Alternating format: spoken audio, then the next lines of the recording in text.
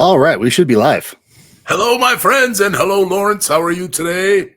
I am having a fun morning. We are not in the office because I have my little gooey goblin this week, which I'm super excited for. And he was having some issues this morning. And so luckily, Alphinius accommodated me by shooting from our homes, except for him. Obviously, he is trapped deep inside of the Gensicon Citadel or somewhere around there. In the sewers. I'm in the sewers. You Yeah. were in the sewers. Okay. So hold Gotcha. on a second, Lawrence. Look at the camera because I'm going to put up a post real quick because people will laugh at this. All right, ready? All right, hold on. So now I'm going to the Facebook real quick in the Gooey Den because I'm going to put up that post right there and see if This is the evolution of the social media part of the show where we're not going to review the other social media. You're going to watch us post on social media. Yes, this is exactly. It's the new thing. It's the new hotness. I hear that all the kids are doing it. That's what I'm thinking. We are so glad to have you here today, this Saturday, with like T minus like 14 days until Gen Con, or at least I leave for Gen Con. And we are looking forward to every single moment of it. Do we have some fun stuff planned for everybody this morning, Alphinius? Yes, we do. I don't know what it is, but I'm sure we'll figure it out as we go along. Yeah, so everyone, just so you all know, we are going crazy right now trying to get ready for Gen Con. And it is, and I got to give Lawrence tremendous credit because he has been working very hard with the Gooey crew, in particular Ead, and Devin, and they're trying to get all this material ready for Gen Con. And beyond that, we redesigned the booth, which looks fantastic. And you haven't even seen the full redesign yet. You've only seen one display of it. That's true. That is true. I've only seen the singular, but the singular display is magnificent. To be fair, I mean, and I will say I've taken over his entire advertising agency to prep for this booth, so it's pretty great. Yeah, it's really good, and so we're excited for that. But also, some of you know, because Mandy announced it last week, that Darkenhaven won an Emmy, and Yes, so we're gonna do something special to promote Darkenhaven at Gen Con. We just don't know what yet. We got to make some decisions real fast right before. Well, I got to talk to our marketing guy about that. Could you get Kim, the marketing guy, out here? Yeah, I'll try. Thank you. I appreciate it. He's kind of annoying. I just want to see you turn around, do like the Superman change, and all of a sudden just be in one of your goofy shirts.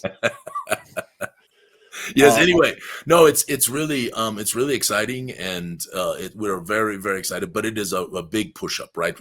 We're trying to get all this material that we're trying to take out. It's just a massive trailer filled with all kinds of products. We're trying to get Mandy and Marvelous Matt and Whitney and Casey and the Get team and all of our magnificent EOs and our game masters. Everyone is kind of pulling together to get ready to go. It is a lot of work on the whole group, right?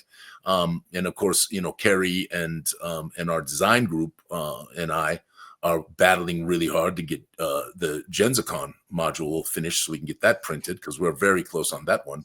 But it's a lot. Gen Con is a big event, and it is a lot of work.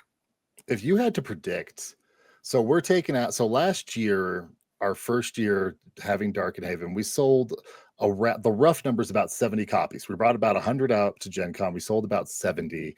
We're bringing out 150 this year because I took a hard analysis of all of our sales numbers for what we actually sell at conventions. Because it used to be just like, oh yeah, just take 100 of all the stuff. And I took a look at, we really have a few products that sell really great because they're the entry, because that's what conventions really help us out with. It's new customers. It's going over and it's meeting new people and stuff. How many Darkenhavens in your ideal world, if we had the most massive print shop on the planet, how many would we take to Gen Con? So given I mean, of course, the problem is we couldn't really plan for this. It's kind of like not planning for the OGL crisis. It's kind of like not planning for COVID, right? And then, of course, not planning for the tariffs. I feel like, poor Gooey Cube gets stuck with a lot of things as it goes on. But to be fair, the entire TTRPG industry. Yeah, truly, it's not just there are many who are suffering. I mean, I wrote about this a bit back. It's it's heartbreaking, and it's just, anyway, my frustrations, Lawrence. We won't go into it deeply.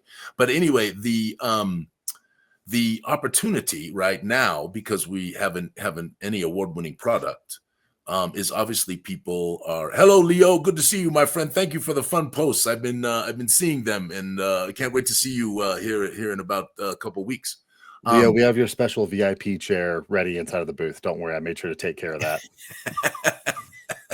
Your it's son a VIP chair for everybody, but Leo also. Yeah, your son has to sit on the floor, Leo. He's a There's 3 chairs. It's good. There's one for Alphinius, one for Leo. Yeah, Lauren, thank you for subscribing, my friends. Thank you. So anyway, so we've been working really hard. I think y'all are going to love this next installment of GenzaCon. Carrie did a wonderful job with it. The team came alongside of her. We've added some things, brought some stuff to the table. It is a really, really good little adventure and a nice follow-on to the previous ones that we've done. And so anyway, I want to jump back to your question, Lawrence. So Darkenhaven, I would have put some advertising behind it, probably flyer handouts or something like that, because it's way too late to get in the coupon book. I would have done. Yeah, we're obviously we'll have signage at the booth for it. And I talked with Mike, the advertising guy. And do we have a name for Mike yet? Well, Zordrin is his character, yes. So yeah, but like everybody has, like I'm Sir Gooey Lawrence, Mandy's camera Mandy. Like you'll have to ask him if he wants. He's Polo Mike, probably. Slimy Mike. No, it's Polo Mike. I only see Mike in 2 outfits. Okay, that's either slacks with a polo or gym clothes. That's true. There's no in between. Yeah. So what were you saying? You're saying you talked to Mike and you guys are going to. So we'll obviously go. We do have enough time to go through and we'll modify some of the signage at the booth and stuff like that. But as far as going convention wide, I mean, the only real option, not being an advertising guy, is probably just going through and pushing out social media ads and stuff like that. Social media ads to some degree, but even there on the Gen Con thing, they can get filled up with that. But I'm gonna try to talk to Megan this next week and see if she's got some suggestions. I know that sometimes you can hand out those flyers at the entrances, but the problem is we did that one year and we were so busy at the booth that the person who was going to hand out the flyers couldn't hand out the flyers. So that was Ead's first job, was to hand out flyers, and he had one job. Everything else. Well, to be fair, no, he did not do his job, but that's also because we told him to do everything else at the convention because we were just, running around with our hair on fire. Yeah, it was unanticipated. I mean, again, we've been doing very, very well at Gen Con, and it's wonderful, and we're hoping to do well again. But anyway, so I think if I could have put a coupon in the book, I think we would have brought 500. If you guys didn't know, it takes 15 minutes to assemble one Darkenhaven.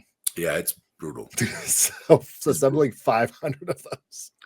So, oh man. So, but it's I mean, Lawrence, think about that. I mean, to win an Emmy, there are so many people who put in every year. I mean, it's an amazing thing. We did. Alphinius and I probably have to go through and give the community a little bit of a hug, because this was our first year submitting for an Emmy. I believe that we did everything correct, but there's one category that I think we really stood head and shoulders that absolutely should have gotten a nomination for, and that was the community content category. And that's probably something that we probably needed to highlight something somewhere. And so that, I'll own that one for the community. We absolutely should have gotten a nomination for that one. And I may have dropped the ball with making sure that we were either signed up for that category or identifying that to the judges. That's hey, heads up, this was created Lawrence, by our community. We get to do Gloomport next year. That's true. We can go through Gloomport, and Gloomport has, I think, more community content than Darkenhaven. But they're very close. I know that for a fact. They're very close. So we have so many places that our wonderful community has put together. So next year is Gloomport, Two Guys and Gex, and Byron's a Guys and Gex. And no, we're gonna spend some money on submissions. Oh my gosh. All right, you ready to rock and roll on the social media? Yeah, let's do that. Is there any questions from the chat this morning? And by the way, we don't really know what the hell we're doing this morning, just so you all know. We're doing I know. We've had Lawrence got some kind of a plan, but he hasn't shared it with me, so I don't know what the hell I'm doing. So that I'm going to do my best to roll along here. I have learned a long time ago that if I don't tell Alphinius the plan, he can't change my plan. It's science. So, all right. First of all, do you got any questions from the chat? Anybody saying any goofy thing that we need to respond to? Because that's the one thing I love about this Stop it, Harry. I don't need support, Lawrence. You don't need to throw support up there for yourself. By the way, Harry, some of your most recent sculpts have been, I mean, you always do a wonderful sculpt, my friend, but some of your most recent sculpts I've really been impressed with. I mean, it's wonderful. And of course, we got a Kickstarter coming up with Luke for the next GenzaCon. So we're going to have a little discussion again about some models. So, oh, Heather. Hello, Heather. We will probably be starting around, what time do you think you're rolling in, Lawrence? What's your best guess? We should probably ask the guy who has the plan for the setup. Yeah, that's what I'm saying. What do you think so if everything goes as I want it to, we will actually unload the trailer on Tuesday, and we will just get everything into the booth and just have it set there, because that's one of the biggest pains, is just that part. At which point we are actually bringing in a new booth bard this year to help us on out. And I'm picking her up from the airport, I think at 8 a.m. So we're actually hoping to start setup in earnest at about 9 at the convention center. And then everybody else is rolling in around like 4 p.m. or so or whatnot. I think your flight gets in at about 3 or so, Alphinius.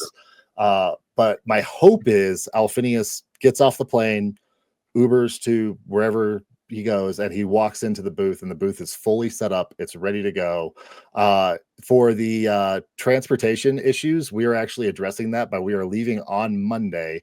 We are specifically changing the way that we go through and actually plan it out and stuff like that, where we are trying to go through and get in as early as possible for things. So right now, fingers crossed, knock on wood, grab your lucky rabbit's foot, whatever other thing, it looks like everything is going to be printed in time. Everything's going to be assembled in time, and everything right now is holding through. Stuff happens. We're absolutely ready for that. We're ready with redundancies and whatnot. It's one of these things where it's like everything is going so smoothly right now. It makes me anxious. Well, the thing is, we've had enough, again, like I said, you kind of have enough bad luck, right? With the last year with the trailer and all of that kind of stuff. And, eventually you have a good one. So, and you're a wonderful planner, of course, right? This is your training. And so, so hopefully we roll on, and Rolling Thunder has no real issues. Although I will tell you that the issues that Rolling Thunder has are always quite fun. So everybody likes them on social media. I can't tell you how pissed I was when I hit that deer going to GaryCon. Everything was going so well. And there's a deer in one lane and a deer in the other lane, and there's nothing I can do to avoid them because I'm hauling the trailer. Although there is actually a new little hiccup that I found out yesterday. So normally we rent a truck through Turo because we need it to carry all the weight. Turo now has a no hauling or a no trailer policy. So you cannot rent a truck and tow with it. Wow. So what are we doing? I'm going through, I'm looking into research. I have to go through and actually get a hard count on how much weight everything is. So that was one of the things that I was up late last night trying to work on, is getting all the weights for everything and then calculating up that along with all the gondola shelving and all Camera Mandy's equipment and stuff like that. And trying to figure out what our other options are. The easiest option is to borrow Colt's truck. Yeah, he's not going to let you do that, man. No. So we'll see what happens. All right. That's his baby, Oh, yeah. All right. I'm not as good as Camera Mandy, so we have this little dual comparison social media section here. As we all know, when Lawrence is all about maximum effort, but it's still, low budget production. So with that, we have Mr. Randy Upton. This thing's cool. It's a little ring, and then it turns into like a tiny little magnifying glass. Yes, and for someone like me, this is an incredibly useful thing. Because it's portable reading glasses. Yes, because but this is 100% a magic item. Oh, absolutely. Yes, absolutely. Especially if it would give like things like True Sight or something like that, right? That'd be very cool. You would hate that. I do, but remember, I have all these ways to overcome it. But you are right. But that's True Sight's not like an overcomable spell. It's not like detect magic. Like True Sight is like, hey, here is the X-ray machine. Yeah, I'd have to have limitations on how many times it can be used and that kind of thing. You can't just drag it up or something like, or just like give it like I think also special item cards that have like dual purpose kind of thing, where it's like, hey, yeah, it has like a really powerful thing, but then it also has just kind of like, oh yeah, it gives you an extra +1 on investigation checks or something, like Yep, that. absolutely. That all because you can use it all the time for investigation, right? I agree Oh with yeah. you, Pamela. And hello, Pam. Good to see you, my dear. And yes, you've been making me laugh in the den of Mhm. late. I appreciate that. And then Matthew puts up this damn thing. I mean, I think it's hilarious that he thinks that the move is definitely 20 feet. It's like, no, it's probably 5, I was gonna if not say. less. I called it a slimy character. That, that's actually a really good pun. That one was solid. Uh, with that, for our events and stuff like that. So, Camera Mandy says that all of like the morning sessions and like the morning and the late sessions are all like filling up really good, but there's still like afternoon slots. I guess it's like the 2 to 6 time frame. If we have any of our EOs or anything like that in the chat that can kind of like verify that, apparently that 2 to 6, and that's apparently like across the board.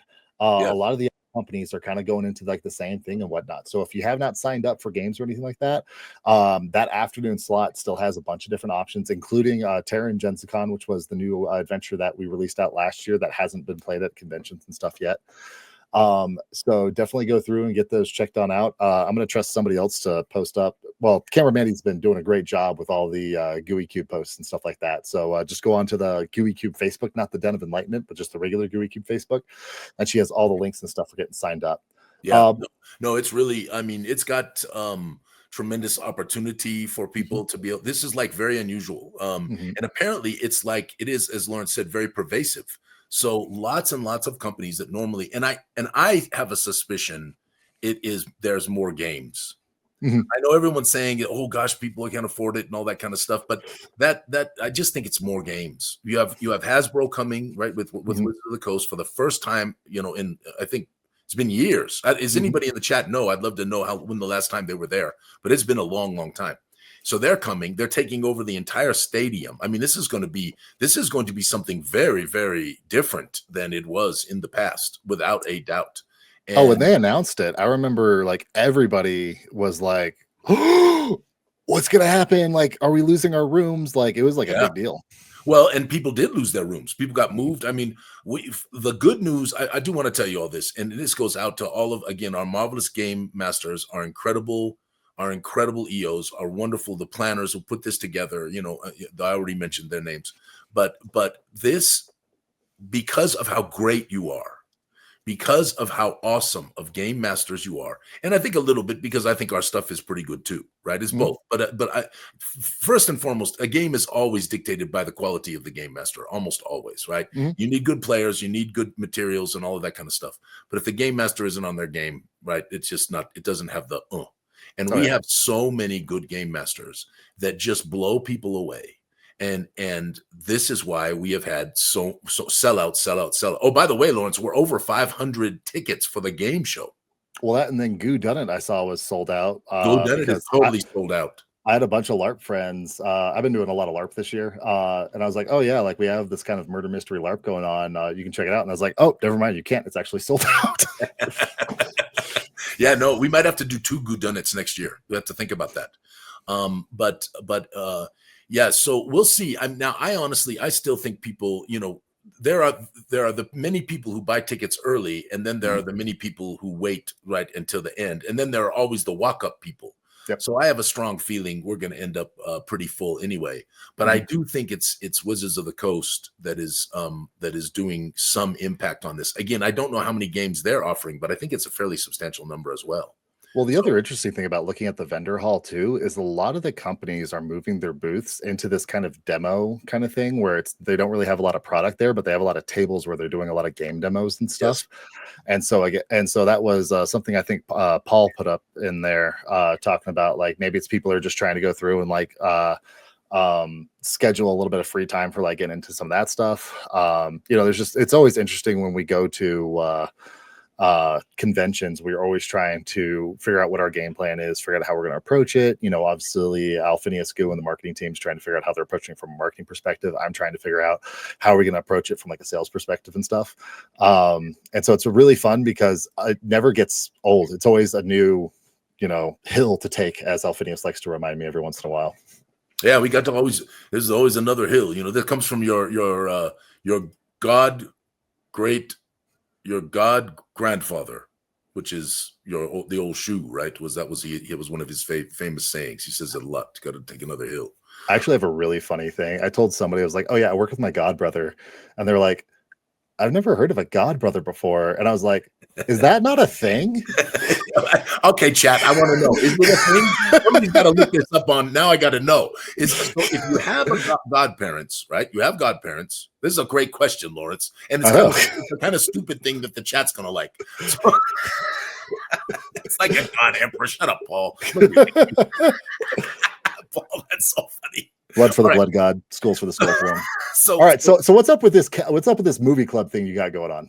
So we're going to every couple weeks we're going to do a movie and do a movie review. And the last one we did was the movie with the fifth element. Yes, with Bruce Willis and Ms. Goo and I watched it together. It was a lot of fun. And we hadn't watched it in a while. And it's one of my more favorite, sort of fantasy sci-fi movies. And it was really, really good. So we've been asking the community to give us inputs on movies they'd like to watch for the movie club. And this is one that absolutely needs to go on the list because it is so good. It's so campy, so good, so stupid, just wonderful. So I remember watching this with my dad. Obviously, this is right up my dad's alley for a movie. And I was watching it. And I was like, I love this so much. But it's such a bad movie. So bad. So bad and so good. There's so many things that are it takes just a hard right turn, and the final scene where it's like the monster outside of his truck. And it's just like, what happened? Yeah, no, when did we switch movies? Yeah, it's really odd. But you know what? It's one of those cult classics, I mean, honestly, there's quite a few of them when you think about it, right? Little Shop of Horrors, right? Any Mel Brooks movie, I completely agree. Any Mel Brooks movie it's like that. It's got that feel, right? The Rocky Horror Picture Show, right? Which was, magnificent, marvelous, and pretty goofy. Oh, absolutely. So anyway, in fact, that's another one probably got to go on the list. Oh yeah, yes. Absolutely. Okay. So Nate is going to join us on the game show. You heard about this, Lawrence. You know this already, yes? Oh yeah, I'm going to let you decide what you want to peek behind the curtain for the audience here. Okay, we had a great conversation. So Lawrence and Mandy and me and Nate, we had this wonderful conversation about the Great Gooey Game Show and what we're doing and the prizes, and we've got a lot of plans. And Nate is going to join us along with Stefan Pocorni and Anne. And we are excited to have them all three on the game show again this year. And I think the prize list is going to be bigger than it's ever been for all the attendees. Kind of has to be, given that we're over 500 tickets already.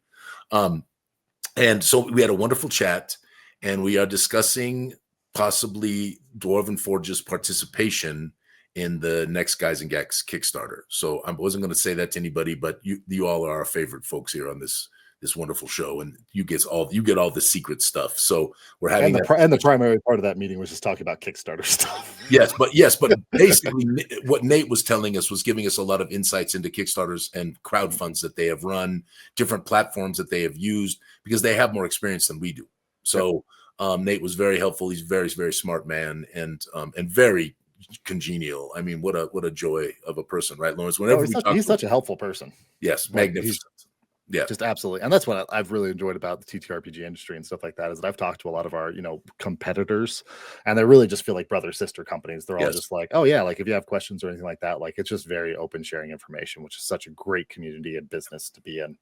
Yeah, that's why we do advertising day, right? That's why, I mean, Lawrence, you know how many damn Kickstarters I support, some crowdfunds I support, try to help creators, it's just, it's a little community, and most do not make much money doing this, right? It's passion, right? It's all passion, right? As I've told you and said many times, all I want to do really with Gooey Cube, if we could just break even, I'd be happy for the rest of my life, right? I'd be happy for the rest of my life.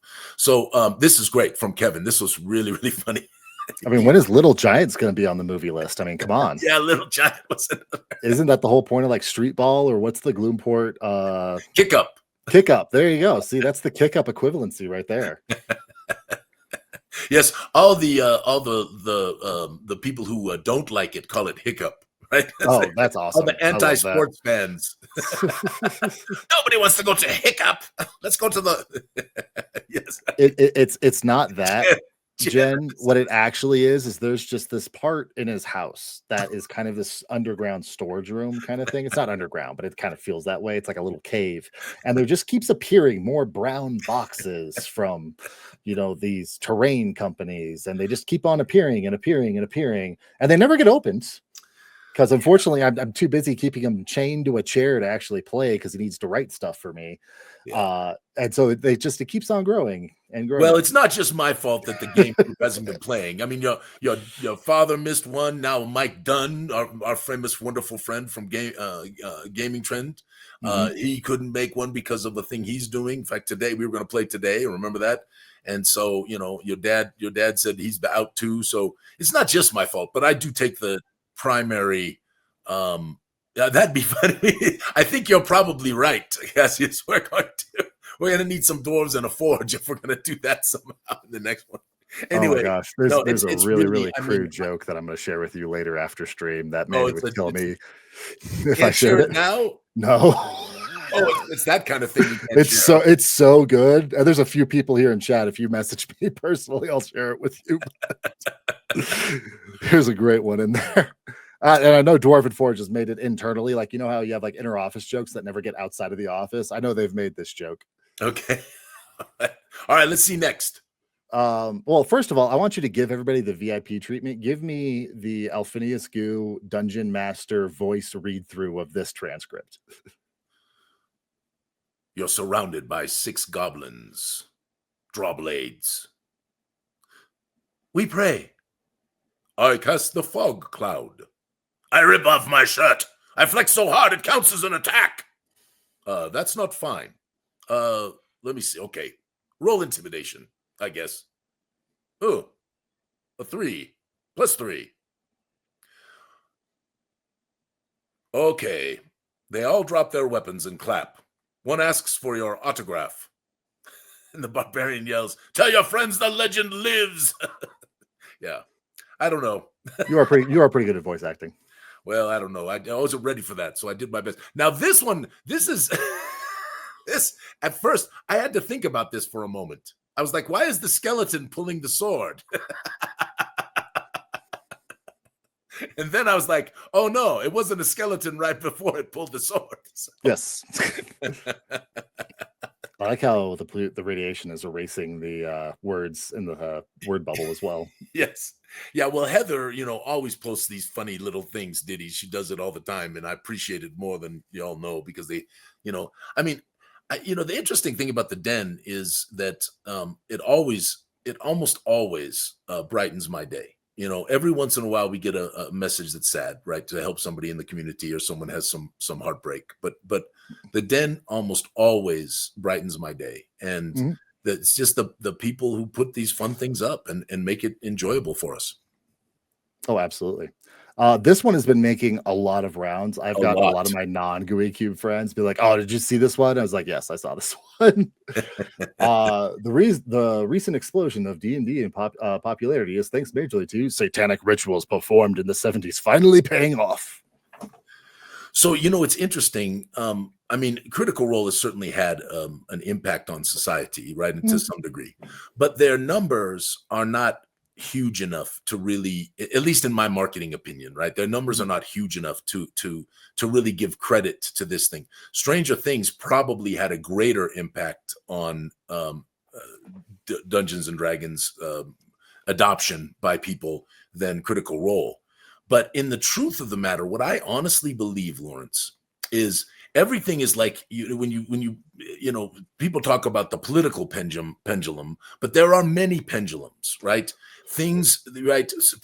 So if you think about the late 90s and the early 2000s, we had this amazing thing happen with MMORGs, in particular World of Warcraft. And I believe that in the early part of that period of those years, World of Warcraft had as many as 14 million, 15 million people subscribed to their platform. Yep. So Blizzard was just destroying it, right? Unbelievable. And Well, that was before, like, there are other video games now that definitely reach or surpass those numbers, but at that time, that was absolutely unheard of. yes, absolutely. But what you have to also know is that many of the people who I think were playing that game were also Dungeons and Dragons players. Mhm.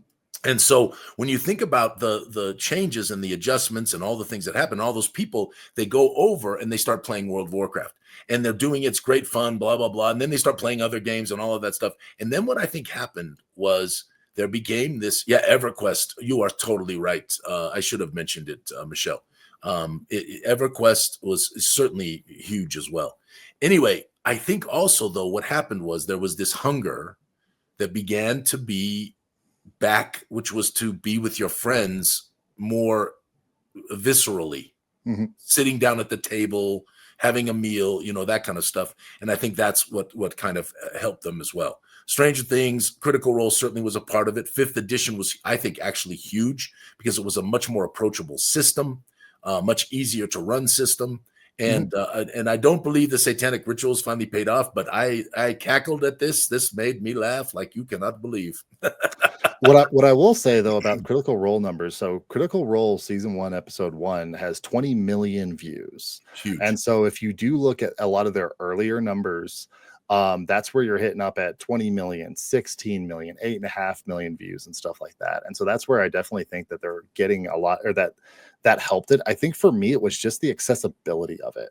And so it was a combination of the internet. For me, I remember when I first started watching Critical Role and that really weird experience of seeing another table and the inner table dynamics, because they hadn't refined the kind of play for show method yet. So like in the earlier episodes, they still have like inner player drama and stuff like that. Yeah. And seeing another table doing that, especially when it was kind of like hush hush and stuff like that, it wasn't something that you didn't publicly share that you were a D&D, person. You didn't share that as one of your hobbies. You kind of did the weird dancing around kind of thing. And then when you get invited to somebody's home and then you see a player's handbook on their shelf, you're like, oh, you're in the club too, kind of thing. So I do remember like that experience of having such a weird, kind of like seeing another table play kind of aspect of it. And then having those, the early tools on the internet to help you on out. Yes. With your dungeon generation, your map generation, those were a lot of the rough-in tools. We weren't talking anything about like Incarnate or Arkenforge or Roll20 or anything like that. We're talking about, because that was another thing that came into play, right? Was the ability to play online. And now, for people who were apart from each other, they could play again, even if they hadn't played together in years. Well, so, just the support to the dungeon masters too. Absolutely made it easier. It didn't have to be your only hobby, to run a game like what you would run for us, kind of thing. Yep. What's the chat saying? What are they thinking? Got any comments? It's a mix. I mean, it's really hard to. I mean, you can look at numbers and stuff like that. Like here's one from Heather. You had to know about D&D to get into Critical Role. Really, Stranger Things, you just had to be a Netflix subscriber for. Not that Critical Role didn't bring people back to D&D, but it's just not the same way. There's some folks that say like, oh yeah, Critical Role was definitely that kind of reintroduction from the people who dropped off from 4th edition to get into 5th edition. Because that was a big thing, is that they had actually started on Pathfinder, I believe. And then when they launched their stream, they launched it in 5th edition, which I remember, which again, for me, I also remember that was being able to see, like I learned a ton of the 5th edition rules by being able to just watch hours and hours of play and stuff like that. Yes, correct. Harry's saying, hey, he had a few players that came from being Critical Role fans. So please don't get me wrong. I am not diminishing. I'm not diminishing at all their popularity and their effect. Because I think all of these things play their parts, right? Because when you talk about marketing, market factors, there typically is not one. There can be one, right? So, for example, in COVID, right, the massive sales of things like toilet paper and food, right, and all of this, the craziness that went on, was a singular market factor.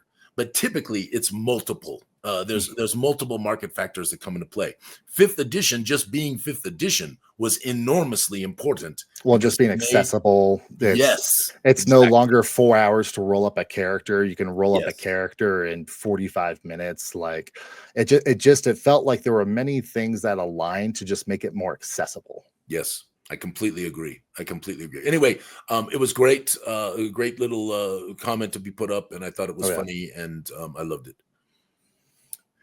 Yeah, Adam has his wonderful thing, that his wonderful blog, which is ko-fi.com, and he's always been a part of all the stuff that we're doing. And we, he always talks about his blog on Mondays. And Adam has also written an adventure for us, which was getting close here to being published. This is the great Alphinius delay, right? Which is the first Kickstarter is still. It's still got one last couple things to do, and then we're getting 3 things. There are 3 things left to do. They are 2 of them are fully written. They're in layout. One of them needs editing and then is ready for layout. And then we'll finally put that one to bed. And all of our, there was only about, this, Lawrence, it was this small number. It's all of our best friends, right, who have been so patient with us, right? But in return, of course, they got a 2-inch box that became a 3-inch box, right? So let's make a deal right now on stream, Alphinius. All right. So if we run into a Darkenhaven situation, yes, because a little fun fact, folks, we are now going to have a 1-inch box.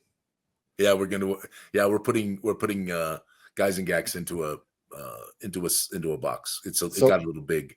So let's just agree that if we go into a Darkenhaven situation, we will just put the excess stuff into the 1-inch box, and then we will combine them like that. We're not going to do some ratchet strap scotch tape thing, getting the stuff on the back. Does that sound fair? I feel like that's a fair. Yes, we can have that discussion. Okay. No, this is an agreement. This is an agreement. We're saying yes, it either fits in the 3-inch box, or we'll put the excess in the 1-inch box. Chat, are we good? Chat. He's always looking for support. Anyway, I find it so funny when I post up my gripes and complaints in the den and stuff like that, and everyone's just like, "Yeah, it kind of sucks, Lawrence. Figure it out." Oh, here you go, Dak. Yeah, this is. Oh my gosh, Dak. Don't even. Do you know how much that will weigh, Marcus?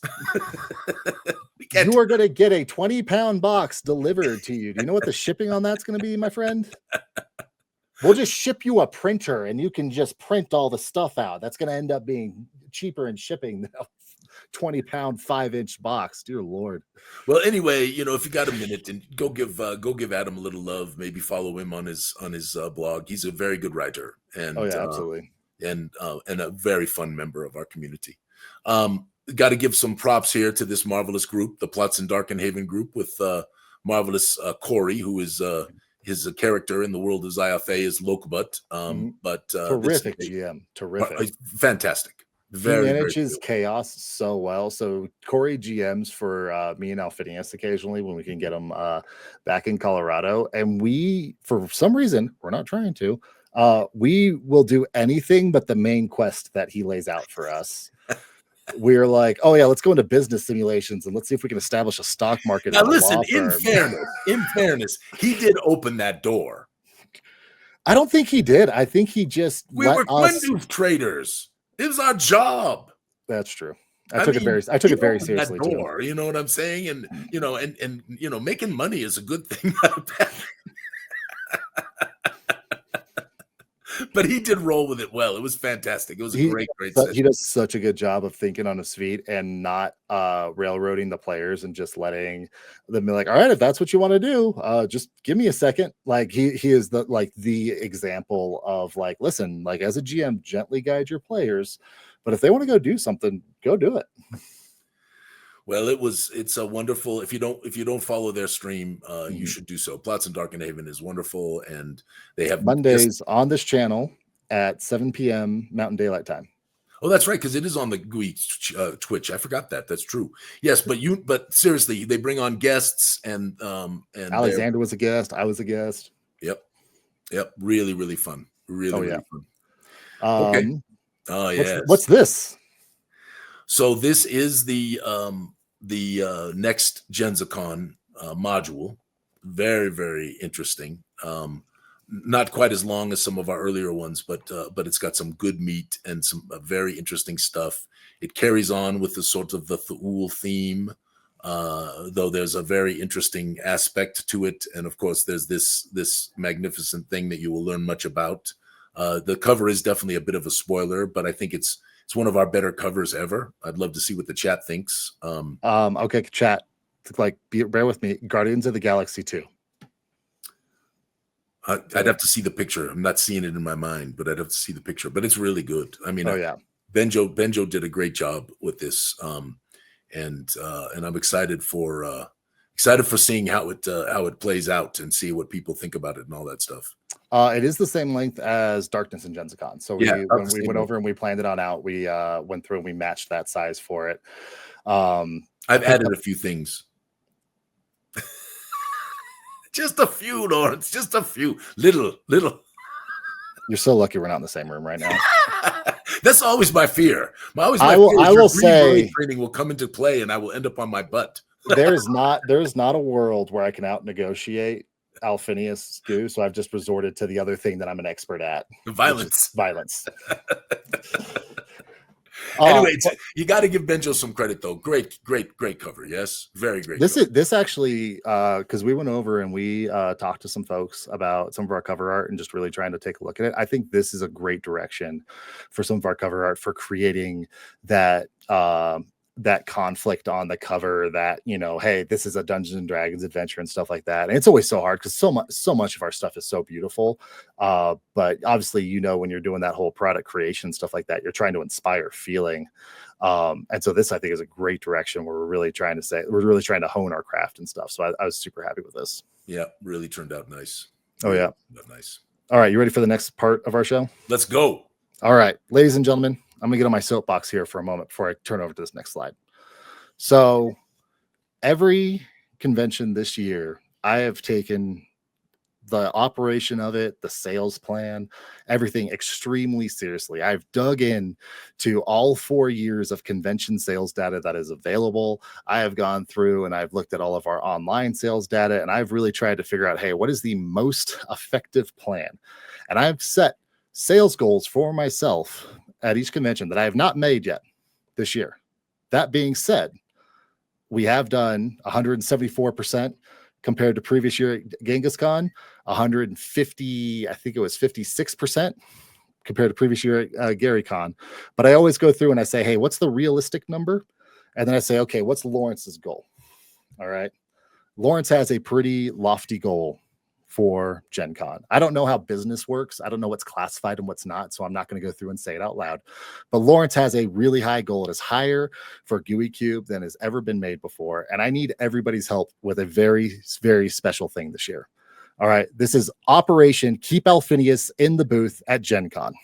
All right, I challenge Alphinius on many things. Sometimes he's a pain in my butt, but when it comes to making sales, this dude is the Tiger Woods of making sales. All right. He is the Michael Jordan. He is that. Mike is actually technically better, but Alphinius is just, it's the vibe that he brings. He uplifts the crew, and I need him in the booth. Just to remember, I have 2 premium games I have to run. I understand. I understand. All right. I understand there are some times where you have to be away. Yes, all you people who want to buy me drinks, don't. Yep, and that's literally what I was going to say. Listen, you see him at the bar, and it's 10 o'clock. Hey, Alphinius, close out your tab. Go to sleep. Get into the booth. You guys see him going over and getting swarmed by fans as he's trying to get to the booth. You guys form a phalanx, all right? You use that nerd knowledge that you know, and you form a Roman shield wall, and you get him to the booth. So that way I can make my sales goal, because there is so much on the line, all right? We have, if you guys don't know, there's a couple of owners of Gooey Cube. The other major guys, Colt went over, walked in. He saw some of my booth setup, practice, and whatnot. He's like, it's a disaster in here. I was like, well, this disaster is going to go through and make you a bunch of money. And he goes, oh, no way. And I tell him what my goal is. He goes, you're never going to hit that. I was like, you want to bet? He's like, yeah, let's bet. What do you want to bet? How much? I'm like, there's no way that I can go through and, like, you know, bet money. And I was like, all right, Colt, here's the deal. You win, I will wash your truck. If I meet my sales goal, I will wash your truck. So there is stakes on the line for getting my sales goal. Big stakes. Now, that being said, Colt's already said that if I win, he's going to pay somebody else to wash my truck because he ain't got time for that. And I already told him that, I mean, that's cool. If I have to wash your truck, I'm going to wear a Speedo and rub myself all over it. So it's a And we're win-win going to either take way. pictures. Oh, yeah. Oh, it's going to be video. It's going to be premium Gooey Cube OnlyFans content. Okay. I'm thinking about trying to get like a Gooey Cube black and green Speedo for it. I'm going to do a whole like unbuttoning of the shirt and whatnot and get all sudsy. It might be our most profitable thing yet. I love it, Lawrence. We got. If we can't make money in the game business, we can make money in porn. Listen, I am willing to put my body on the line for this company. Okay, I was doing it for the army. I'll do it for Gooey Cube. Do you remember the song "The Internet Is for Porn"? Yeah. How many of the chat remember the internet is for porn? She's gonna edit out these last 2 minutes. What is it? The internet is for porn. Oh my God. It's something like that, right? That was. Oh yeah. I'm going to do my best to be in the booth as much as possible. I also want to obviously spend some time with our friends, in the evenings. I'm Absolutely.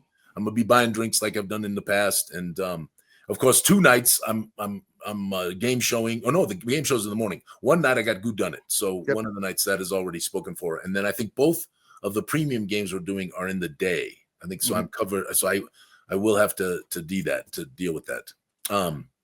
Oh no! What was that dirty one? Hold on. What would you go back to that one?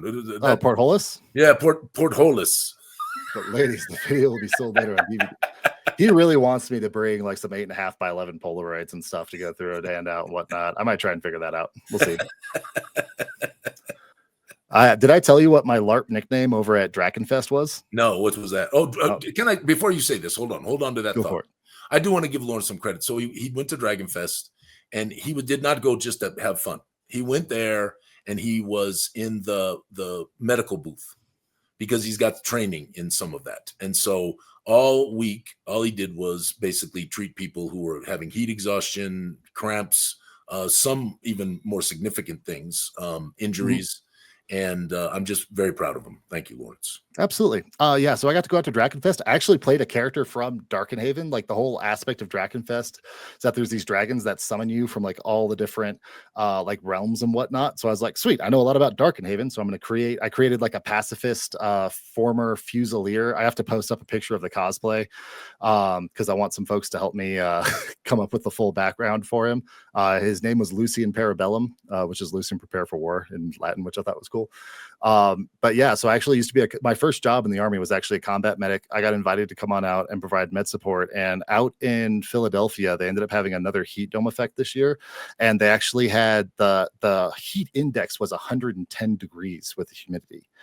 And then not only that, but then we ended up having 2 torrential downpours that ended up, one of them was right before the opening ceremony and like legitimately destroyed like 15% of all the tents and all the setup and whatnot. Yes. There were people who had been spending a year on setting up because everything is supposed to be like what they call decorum. So it's supposed to be in style of like Ren Fair kind of thing. And just straight up saw their whole thing just get washed away and destroyed because of the winds and everything. And so I ended up spending the whole time doing med support for that. I was supposed to be able to play and role play. Like I was supposed to be one day on, one day off, and literally ended up doing med support the entire time because God bless. I had one of the things that my army training really helped out with was I'd run these heat index reports and I'd tell these folks who were well-meaning, but didn't have a lot of outside work. Like, hey guys, listen, with this heat index, if you were a soldier in the United States Army, your work to rest ratio is 20 minutes of work to 40 minutes of rest. Because there was a lot of people feeling super guilty, like, oh, I just can't get up and go help set up this tent. And it's like, yeah,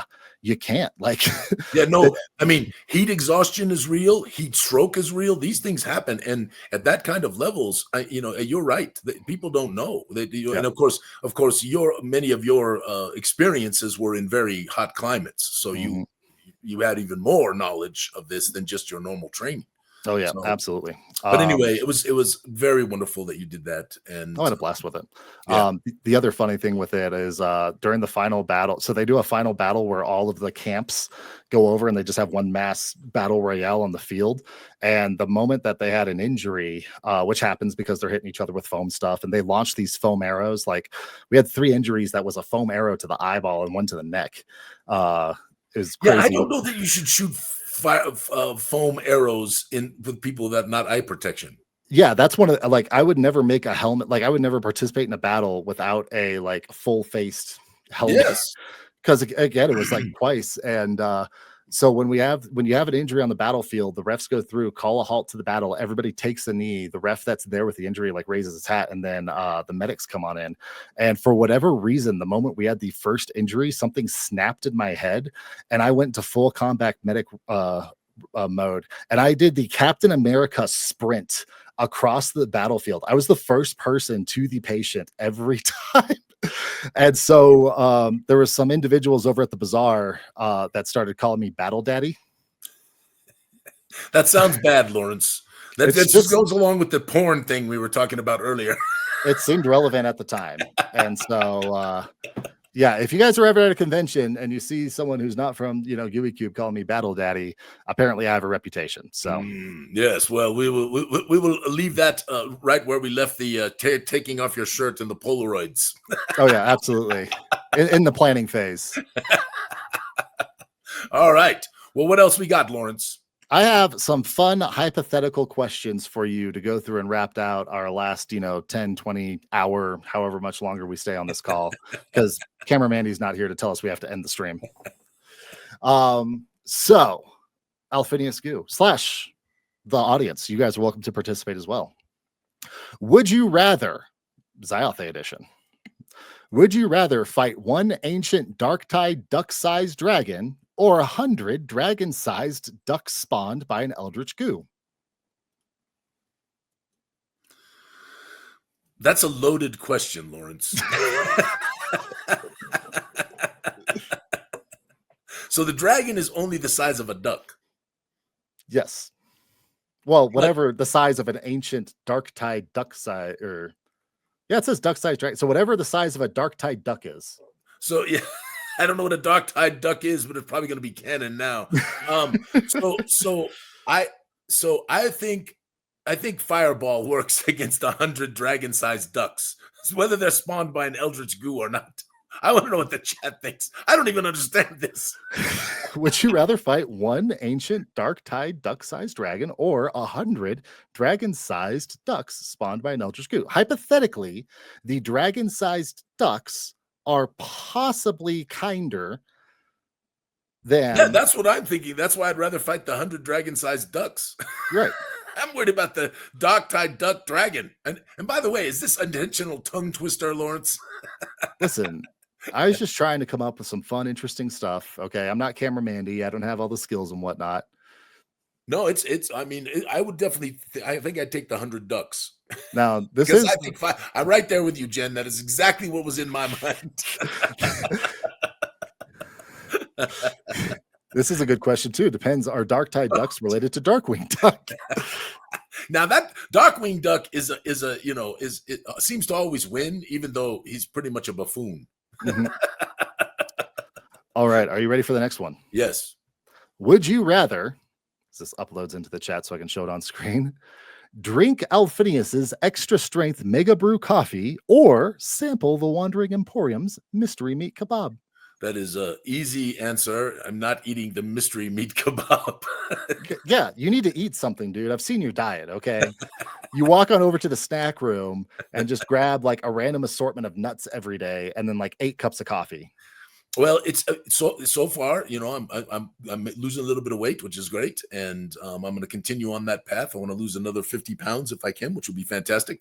And I'm just trying to do. Chet's actually doing this. Chet Minton talked about this, that he's sort of doing this. It's what they call intermittent fasting, where you just don't eat until around 11 or 12 in the day, and then you try to stop eating right after about 5 or 6 o'clock. And that actually does have a nice effect on blood sugars and all kinds of things. So, I'm getting older now, Lawrence. I got to watch these things. So, yeah, I'm not eating the mystery meat kebab. I can't. Who in the chat wants to eat a mystery meat kebab? And what the hell is a mystery meat kebab? Because what's the mystery everybody wants meat? To be a gangster till it's time to do gangster shit. Okay, that's all I have to say.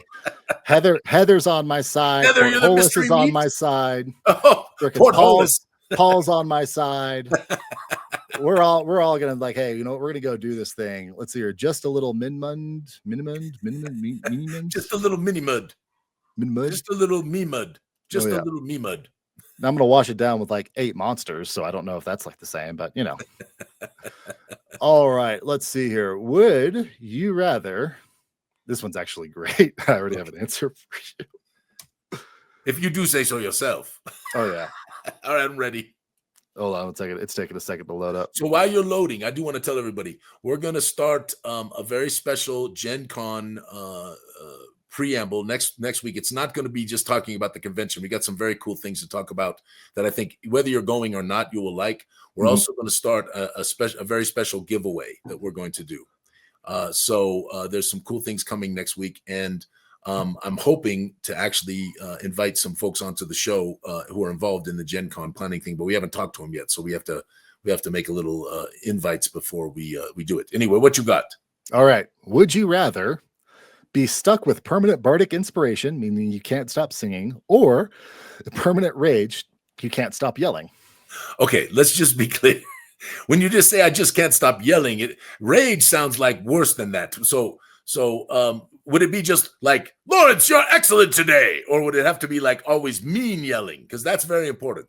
I think the tone and the voice inflection has to be mean, but you can say whatever it is you're saying. I think you're just super intense. Or I would sing all the time. I would be like, Lawrence, you're so cool. You already sing all the time. You are the king of the jingle, 100%. Like that is one of your subtitles that you earned. Okay, I'm going to go with can't stop singing. What does the chat think? We got some. Dance, Chris, don't get no choice. This one's pretty great. As long as you actually get. Oh, Heather, do you really rage? It's not a real change. Yeah, that's funny. Oh no, that's Haunted Wolf. Sorry. That's funny. No real change. Listen, Lawrence. Oh yeah. I will say, if any of these folks could yell all day, we would take them to the booth immediately because your voice just goes hoarse talking there. Yeah, well, we sing Myron the Ugly Troll a few times, which always has a little fun. You know, that's kind of fun for folks. By the end of the slight correction, Alphinius sings Myron the Ugly Troll a few times. Now, in fairness, at many conventions, by the end of the convention, the people in the booths around us sing with us because they've learned it. Because they've been forcefully indoctrinated to the It's repeated messages. It's just marketing, Lawrence. It's just marketing. It's just good marketing. That is still a catchy tune. I do have goofy hypotheticals, but I do have to announce a very special thing that we are going to do for Gen Con that I made up and I didn't ask anybody permission for. Are you ready for it? Go. All right, folks. The booth has themed clothing days. All right. So what this is if you show up to the booth at Gen Con in the specific themed clothing days, you're going to get a special discount, which is already approved. It's fine. And a special gift from Lawrence. And those themed clothing days are Thursday is Green Day. All right. You show up in green. I don't care. We're going to play St. Patty's Day rules, any amount of green. I'm going to be in my full green suit, rocking on out. Our other booth bard that we're bringing on in actually bought a dress specifically for this. It's pretty awesome.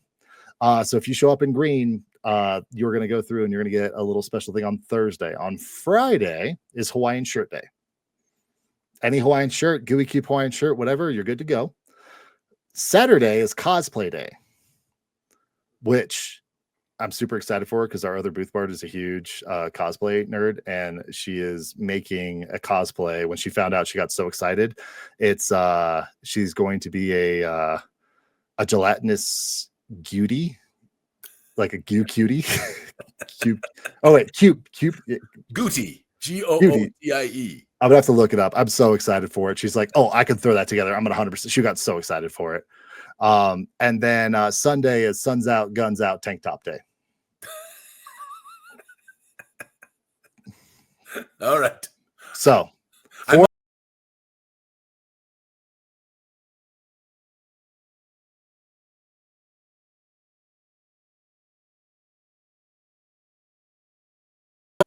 absolutely. All right. Well, it is time, or we got a couple more questions.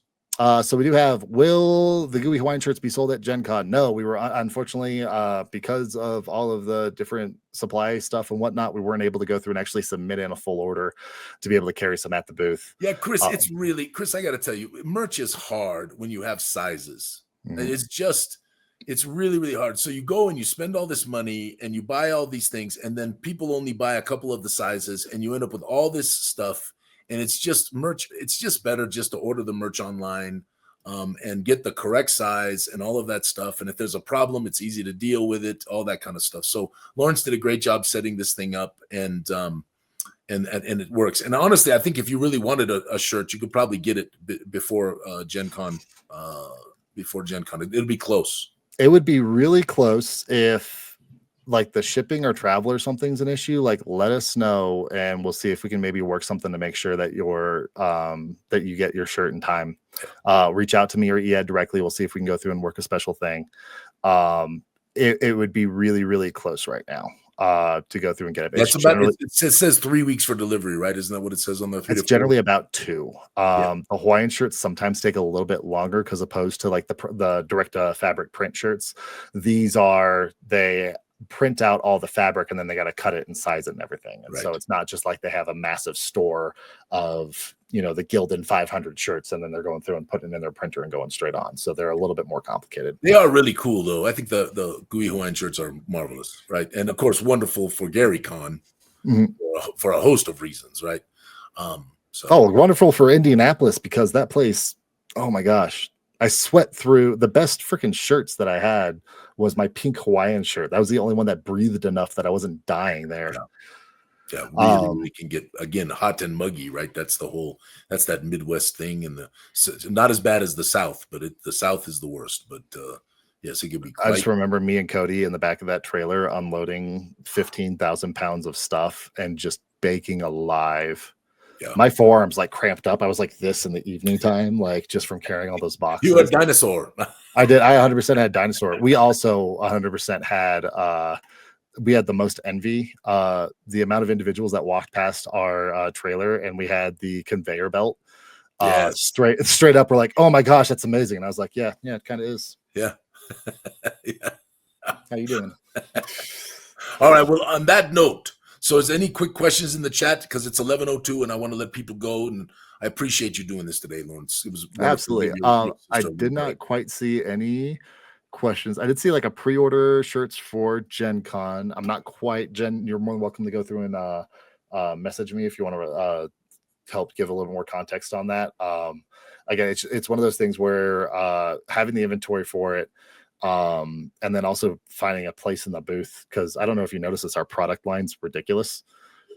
The amount of the amount of amazing content that has been produced in 4 years by this individual to my right. It's not me. It's been a great team. It's been a great team, but it makes it really fun logistically to be like, sweet, where am I going to display all of this? Yeah, it's one of the things. I mean, the one thing that I know is the amount of material that we've been able to produce with this little tiny team is pretty mind-bending. I've had people tell me, how is your line so big when you've only been doing this, right? But it's just, people work hard and they put their heart into it. And that when you do those two things, you end up with a lot of effectiveness. So absolutely. Jen, I still love your portrait so much. She is amazing. Complete works of Alphibio. Right after you write them. Am I playing him again at Goo Done It? Because I need that damn skinny shirt. Me and Mandy have very clear lines. If it's to get to the convention or the booth, it's me. If it's anywhere outside of the booth, the moment you get 1 inch outside of the booth, it is Mandy's purview. So that is 100% of her question. Well, I'm ready for either one. I just don't know how it's going to work. Absolutely. You should come up with a completely new character. Come up with one of the other cousins. Yeah, right. Alphonio. He's the fake one. That's right. We had Alphonius. Alphonius, yes. The simulacrum. Yes. And then we got to figure out what the green one is, obviously. Algunius. I'm looking forward to Carrie to write up like a little handbook on the entomology of the Alphinius family and just like, oh yeah, so we do this as a tradition, and it's going to be some like weird thing where they lost a bet against a fiend at some point, I'm sure, and so everyone has to have the same like, I do like for the green one, Alphorbius the rich. That's funny. That's so funny. All right, well, let's let these folks get out of here. Alfonso. Hey. Alfonso has a little bit of an Italian Hey. vibe to it, of course. All right. We love all you guys. Thank you for joining us this Saturday. Obviously, if you have any questions, you can always email us at support@gooeycube.com. You can hit us up in the Gooey Den of Enlightenment. Make sure that you go through and you tag Ead. He is the one who's going to go through and be the traffic cop for all of your questions. Make sure it gets to the right person and whatnot. We love you. How are you doing, Alphinius? The audience wants to know. Yeah, I'm doing okay. Chris, I'm doing okay.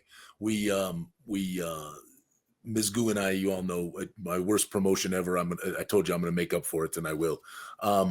We went off on our trip together, just the two of us, and it was, after when you've been together as long as we've been together, and sharing so much of life with this one human being as we have done, and much of that life not being just the two of us. Right, because of all the craziness in our lives and the family and the friends and all of that stuff, and to just really, and I didn't work, which was very unusual, and Lawrence knows this, and because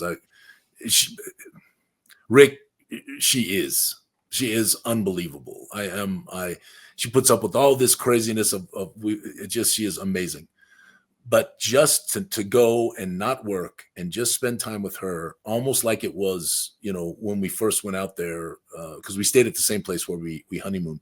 It was wonderful, and it was refreshing and soul searching in some ways. So, indeed, Heather. But thank you, Chris, for checking.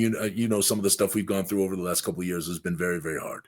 But we are doing great, and this community is so wonderful, and you lift us up like you cannot believe, and we keep battling and doing what we're going to do, and we're just going to take another hill, right, Lawrence? Every single one of them. It's not just taking one hill, it's taking all the hills. Yeah, take all the hills. Much love, friends. We'll see you next week. We'll do something fun for Gen Con. We'll start doing a giveaway, and I can't wait to see so many of you here soon. Absolutely. Take care, everybody. Bye. Bye-bye.